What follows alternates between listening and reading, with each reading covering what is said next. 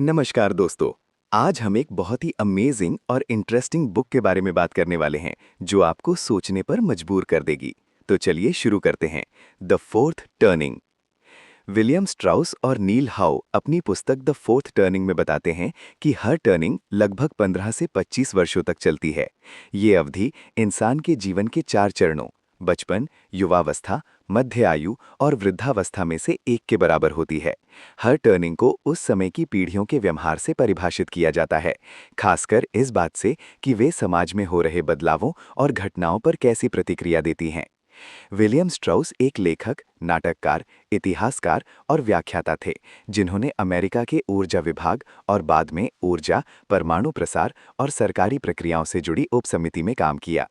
नील how एक लेखक, सलाहकार और centre for strategic and international studies के पूर्व ग्लोबल एजिंग इनिशिएटिव से जुड़े वरिष्ठ सहयोगी रहे हैं। दोनों ने मिलकर कई अन्य किताबें भी लिखीं, जैसे जेनरेशंस, 13th जेन और मिलेनियल्स राइजिंग। इस वीडियो हम चारों टर्निंग्स और उनसे जुड़े सामाजिक रुझानों को समझेंगे। इसके बाद हम उन 4 पीढ़ीगत आर्केटाइप्स की चर्चा करेंगे जिनका वर्णन लेखकों ने किया है और समाज में अलग-अलग जीवन चरणों में उनकी भूमिका क्या होती है। अंत में हम अमेरिका के पिछले 3 टर्निंग्स और चौथे टर्निंग के बारे में लेखकों की भविष्यवाणियों पर नजर डालेंगे। 4 टर्निंग्स, द 4 टर्निंग्स। इन चारों टर्निंग्स के एक पूरे चक्र को सैक्युलम कहा जाता है। टर्निंग्स की पहचान उन घटनाओं से नहीं होती जो उनमें घटती हैं, बल्कि इस बात से होती है कि समाज उन घटनाओं पर कैसी प्रतिक्रिया देता है। लेखकों के अनुसार first turning equals high, second turning equals awakening, third turning equals unravelling, fourth turning equals crisis. समाज इस चक्र को रोक नहीं सकता, लेकिन हम पिछले चक्रों का अध्ययन करके हर टर्निंग के लिए तैयार हो सकते हैं। इससे हम वर्तमान टर्निंग के अनुसार अपने कार्यों को समायोजित कर सकते हैं और अगले टर्निंग का अनुमान लगा सकते हैं। पहला टर्निंग, हाई। हाई उस समय आता है जब किसी बड़े संकट का समाधान हो चुका होता है। इस दौरान एक नई सामाजिक व्यवस्था स्थापित की जाती है, सरकार मजबूत और सक्रिय होती है और सार्वजनिक सेवाओं का विस्तार होता है। इस समय व्यक्तिगत सोच, इंडिविजुअलिज्म कम हो जाती है और सामूहिक मूल्यों, कलेक्टिव वैल्यूज को प्राथमिकता मिलती है। आय असमानता और बेरोजगारी घटती है, जबकि उत्पादकता बढ़ती है। वर्ग असमानता भी कम होती है, लेकिन लैंगिक अंतर, जेंडर गैप बढ़ जाता है। बच्चों को अधिक स्वतंत्रता दी जाती है। दूसरा टर्निंग, अवेकनिंग।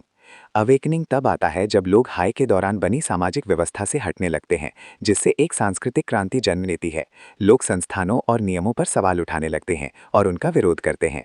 इस समय लोग सामूहिक मूल्यों और कर्तव्य की भावना को छोड़कर व्यक्तिगत अधिकारों को महत्व देते हैं। सरकार कमजोर होने लगती है और मुक्त बाजार, फ्री मार्केट सार्वजनिक सेवाओं पर हावी होने लगता है। हिंसा, अपराध, आय असमानता और वर्ग विभाजन बढ़ते हैं। लैंगिक भेदभाव कम सख्त होता है और बच्चों के पालन पोषण में ढील दी जाती है। तीसरा टर्निंग, अनरैवलिंग। अनरैवलिंग तब होता है जब समाज अवेकनिंग के दौरान बनी नई व्यवस्था को पूरी तरह अपनाने लगता है। सरकार और संस्थाओं पर विश्वास लगातार घटता है और लोग अपने विचारों में अधिक कट्टर और भावुक हो जाते हैं। समाज नैतिक मूल्यों को लेकर विभाजित हो जाता है और एकजुट होकर काम करना मुश्किल हो जाता है। लोग अधिक राष्ट्रवादी या समूह आधारित ट्राइबल हो जाते हैं और अपने मूल्यों से अलग किसी भी चीज पर संदेह करते हैं। इस समय इंडिविजुअलिज्म अपने चरम पर होता है और फ्री मार्केट को सबसे ज्यादा प्राथमिकता दी जाती है। हिंसा, अपराध और आय असमानता भी चरम पर पहुंच जाते हैं। लैंगिक अंतर और कम हो जाता है और समाज बच्चों की सुरक्षा के प्रति अधिक सतर्क हो जाता है। चौथा टर्निंग, क्राइसिस। क्राइसिस तब शुरू होता है जब कोई बड़ी घटना समाज में भारी बदलाव की शुरुआत करती है। अनरैवलिंग के दौरान बना तनावपूर्ण और निराशाजनक माहौल लोगों को ऐसी प्रतिक्रिया देने के लिए तैयार करता है जिससे सामाजिक उथल-पुथल पैदा होती है। इन घटनाओं से लोगों में देश की क्षमता को लेकर डर और असुरक्षा बढ़ती है। इसके जवाब में लोग एकजुट होकर नई सामाजिक व्यवस्था बनाने की कोशिश करते हैं, जिसमें सामूहिक त्याग, कलेक्टिव सैक्रिफाइस की आवश्यकता होती है। सरकार को इस व्यवस्था को लागू और नियंत्रित करने की जिम्मेदारी दी जाती है। समय के साथ हिंसा, अपराध और आय असमानता घटने लगती है।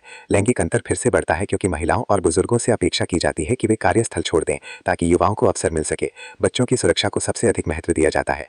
आखिरकार क्राइसिस अपने चरम पर पहुंचता है जहां नई सामाजिक व्यवस्था सबसे मजबूत होती है। इस दौरान क्रांति, गृह युद्ध या बाहरी युद्ध का खतरा बढ़ जाता है। नेता अपने विरोधियों और विदेशी दुश्मनों को अनैतिक बताकर समझौता करने से इनकार करते हैं और युद्ध में निर्णायक जीत के लिए अत्यधिक विनाशकारी हथियारों का उपयोग किया जाता है। क्राइसिस के परिणाम स्वरूप समाज पूरी तरह बदल जाता है। जब ये समाप्त होता है तो नई सामाजिक व्यवस्था स्थायी हो जाती है और युद्धों का अंत होता है।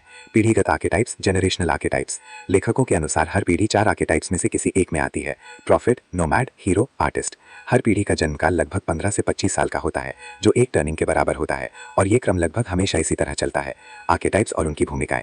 हर आर्केटाइप के लिए जीवन के हर चरण में अलग सामाजिक भूमिका होती है। बचपन, चाइल्डहुड। इस चरण में व्यक्ति दूसरों से सहयोग प्राप्त करता है और नैतिक मूल्यों को सीखता है। समाज बच्चों के साथ कैसा व्यवहार करता है, ये टर्निंग पर निर्भर करता है। युवावस्था, यंग एडल्टहुड। ये समाज की सेवा करने और मूल्यों की परीक्षा का समय होता है। इस उम्र में लोग अपने सपनों को साकार करने, परिवार बनाने और समाज को चलाने वाले कार्य जैसे नौकरी या सेना सेवा करते हैं।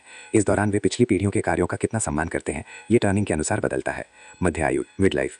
ये समाज का प्रबंधन करने और मूल्यों को बनाए रखने का समय होता है।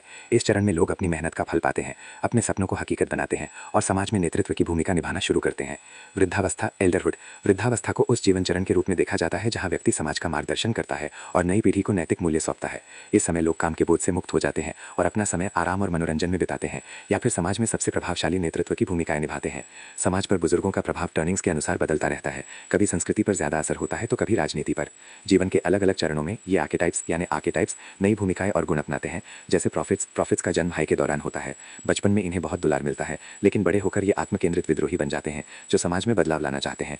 मध्य आयु में ये आलोचनात्मक होते हैं, जबकि वृद्धावस्था में ये गहरी समझ और बुद्धिमानी से निर्णय देने वाले बन जाते हैं। नोमैड्स का जन्म अवेकनिंग में होता है। बचपन में इन्हें कम ध्यान या उपेक्षा मिलती है। युवावस्था में ये खुद को अलग थलग महसूस करते हैं और समाज में संघर्ष करते हैं, लेकिन मध्य आयु में ये व्यवहारिक नेता बनते हैं और वृद्धावस्था में मजबूत, भरोसेमंद और स्थिर होते हैं। हीरोज का जन्म अनरावलिंग के दौरान होता है। बचपन में इन्हें अत्यधिक सुरक्षा मिलती है। युवावस्था में ये टीम वर्क, कर्तव्य और त्याग की भावना से भरपूर होते हैं, लेकिन मध्य आयु में इनमें अहंकार आ सकता है। वृद्धावस्था में ये देखते हैं कि जिन मूल्यों के लिए उन्होंने संघर्ष किया था वे प्रॉफिट युवाओं द्वारा चुनौती दिए जा रहे हैं। आर्टिस्ट का जन्म क्राइसिस के दौरान होता है। बचपन में इन्हें भी अधिक सुरक्षा मिलती है। युवावस्था में ये विचारशील और विनम्र होते हैं। मध्य आयु में ये थोड़े असमंजस में रहने वाले नेता बनते हैं, जबकि वृद्धावस्था में ये संवेदनशील और सहानुभूतिपूर्ण होते हैं। हर पीढ़ी, जनरेशन इन टर्निंग्स को प्रभावित भी करती है और उनसे प्रभावित भी होती है, क्योंकि वे इन चरणों से गुजरती है। आगे हम समझेंगे कि ये टर्निंग्स क्या होती हैं और इनमें ये आर्केटाइप्स कैसे भूमिका निभाते हैं। अमेरिका के हाल के टर्निंग्स। इस पुस्तक के लेखक ने इसे 1997 में प्रकाशित किया था। उस समय उन्होंने बताया कि अमेरिका तीसरे थर्ड टर्निंग के अंत के करीब था।